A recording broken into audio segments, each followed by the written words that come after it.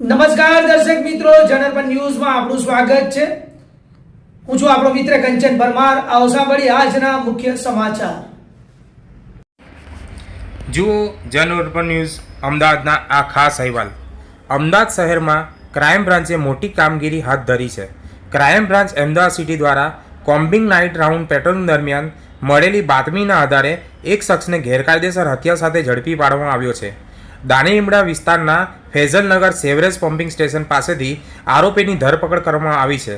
પકડાયેલા આરોપીનું નામ મોહમ્મદ ફૈઝાન ઉર્ફે નાનું, વય વર્ષ 29, રહેવાસી અલ અમન સોસાયટી, દાણીલીમડા, અમદાવાદ હોવાનું જાણવા મળ્યું છે।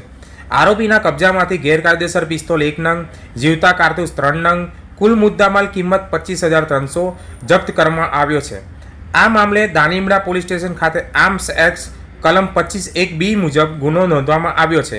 તપાસ દરમિયાન સામે આવ્યું છે કે આરોપી વિરુદ્ધ અગાઉ પણ અનેક ગુનાઓ નોંધાયેલા છે, જેમાં મારામારી, પ્રોહિબિશન એક્ટ તેમજ અન્ય કાયદેસર ગુનાઓ સમાવેશ થાય છે। ક્રાઇમ બ્રાન્ચ દ્વારા આગળની વધુ તપાસ હાથ ધરવામાં આવી છે કે આ હથિયાર ક્યાંથી લાવવામાં આવ્યું હતું અને તેનો ઉપયોગ કયા ગુનાહિત હેતુ માટે થવાનો હતો।